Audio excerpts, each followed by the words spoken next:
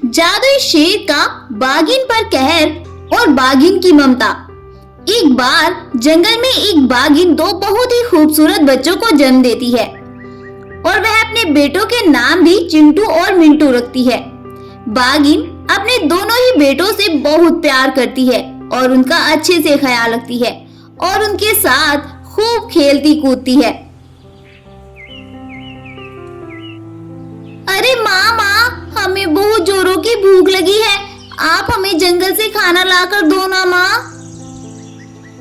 ओह हाँ बेटा, मैं तुम्हारे साथ खेलने के चक्कर में तुम्हारे लिए खाना लाना तो भूल ही गई। मैं अभी जल्दी से जाती हूँ और तुम्हारे लिए भोजन लेकर आती हूँ, लेकिन तुम इतना मैं वापस आऊँ गुफा के अंदर ही रहना, बाहर मत आना। ऐसा बोलकर बाघिन अपने बेटों के लिए खाना लेने जंगल में चली जाती है और बाघिन के दोनों बेटे गुफा में आराम करने लगते हैं। उधर शेरनी को शिकार ढूंढते ढूंढते देर हो जाती है।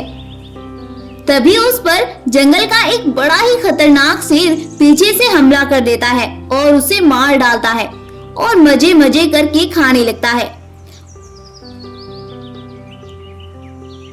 उसे ये सब करता हुआ दूर खड़ा एक भालू देख लेता है, लेकिन वो तो कुछ भी नहीं कर सकता था क्योंकि उस खतरनाक शेर के पास बहुत सी जादुई शक्तियां भी थी जिनसे वो किसी भी बड़े से बड़े जानवर का मुकाबला आसानी से कर सकता था। भालू तो फिर भी एक पिद्दी सा जानवर था, इसीलिए वह बेचारा चुपचाप वहां से चला जाता है। उधर शेरनी के बेटे अपनी माँ के आने का बेसब्री से इंतजार कर रहे थे, लेकिन शेरनी तो अब तक घर वापस ही नहीं आई थी।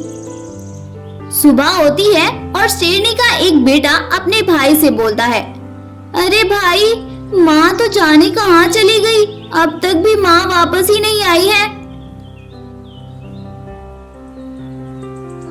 हाँ भाई, तुम सही कह रहे हो, अब तो मुझे टेंशन होने लगी है। चलो हम जंगल में जाकर माँ को ढूंढते हैं। ऐसा बोलकर वो दोनों भाई जंगल में निकल जाते हैं और अपनी माँ को तलाश करने लगते हैं। कुछ देर ढूंढने के बाद भी उन्हें उनकी माँ मिलती ही नहीं है और वे बेचारे एक पेड़ के नीचे खड़े होकर रोने लगते हैं। इतने खूबसूरत बच्चों को रोता देख कुछ जानवर उनके पास आते हैं और उनके रोने की वजह पूछते हैं।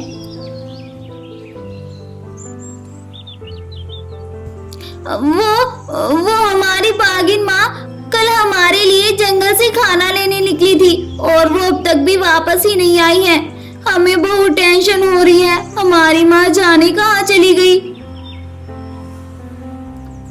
वो भालू भी उन जानवरों में शामिल था जिसने उस जालिम शेर को बाघिन का शिकार करते हुए देखा था और उन बच्चों की ये बातें सुनकर वह भालू बोलता है, अरे बेटा, क्या वो तुम्हारी बाघिन माँ थी? उसका तो कल जंगल के एक बहुत ही खतरनाक शेर ने बहुत ही बेरहमी से शिकार कर लिया है। अपनी माँ की मौत का सुनकर वो दोनों बहुत उदास हो जाते हैं और बिना कुछ बोले ही वहां से चले जाते हैं और अपनी गुफा पर जाकर वो दोनों बहुत ही उदास मन से बैठ जाते हैं और अपनी माँ के बारे में सोचने लगते हैं। ऐसा सोचते सोचते उन्हें रात हो जाती है, लेकिन उन दोनों भाइयों को अब तक भी यकीन नहीं आ रहा था कि उनकी माँ के साथ ये सब हो सकता है। उन बेचारों का तो रो रो कर बुरा हाल था। भाई, अब हमारा क्या होगा? हम अब क्या करेंगे भाई?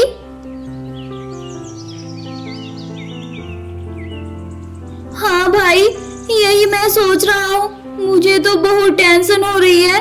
भगवान ने हमारी माँ को इतनी जल्दी क्यों बुला लिया अपने पास? अभी तो हमें कुछ भी नहीं पता है इस जंगल के बारे में। हम अपनी माँ के बिना कैसे रहेंगे भाई? वो दोनों भाई ऐसा बोलकर गुमसुम हो जाते हैं। कुछ देर बाद उनकी गुफा के बाहर एक रोशनी होती है और उस रोशनी में से एक जादुई दरवाजा प्रकट होता है और उसके अंदर से एक बाघिन बाहर आती है और वह उन बच्चों से बोलती है, बेटा, तुम्हें घबराने की कोई जरूरत नहीं है। मैं तुम्हारी माँ हूँ बेटा, मैं इस दुनिया से चली गई तो क्या हुआ, मुझे तुम्हारी फिक्र तो हर दम सताती है बेटा। तुम्हें भूख लगी होगी ना, चलो मैं तुम्हें खाना देती हूँ। हाँ माँ, हमें बहुत भूख लगी है। इतना सुनकर वह बाघिन अपनी शक्तियों से उन्हें कुछ खाना देती है।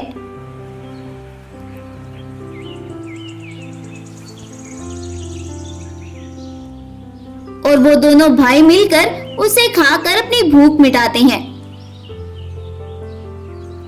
बेटा, अब तुम्हें घबराने की कोई जरूरत नहीं है, मैं रोज रात को इसी तरह तुम्हारे पास आऊंगी और तुम्हें घबराने की बिल्कुल भी जरूरत नहीं है। इतना बोलकर वो बाघिन वापस उस दरवाजे के अंदर चली जाती है और वो दरवाजा फिर से वहां से गायब हो जाता है।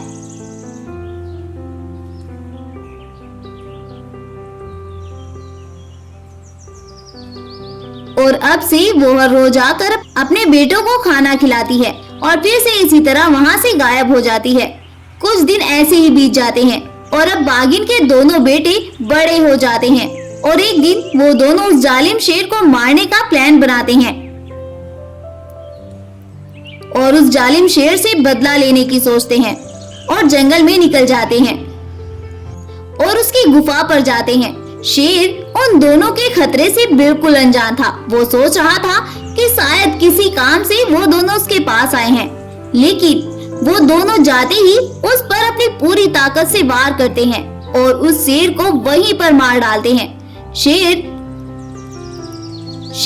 उन दोनों के हमले के बाद संभल ही नहीं पाता है और इस तरह से वह मर जाता और वह वहीं पर अपने दम तोड़ देता है और वो दोनों भाई वापस अपनी गुफा में आकर फिर से खुशी खुशी रहने लगते हैं। और इस तरह से वो दोनों भाई मिलजुल कर उस जालिम शेर का खात्मा उस जंगल से करते हैं। शिक्षा, इस कहानी से हमें शिक्षा मिलती है कि हमारे माँ बाप जिंदगी का एक ऐसा पहलू है जो हमेशा हमारे साथ रहते हैं और उनकी दुआएं भी हमेशा हमारे साथ रहती है। स्टोरी पसंद आई हो तो इस वीडियो को लाइक करें, शेयर करें और ऐसी ही और अमेजिंग और इंटरेस्टिंग वीडियोस के लिए हमारे चैनल को अभी सब्सक्राइब करें और कमेंट करके हमें जरूर बताएं कि आपको हमारी आज की स्टोरी कैसी लगी है। Thank you.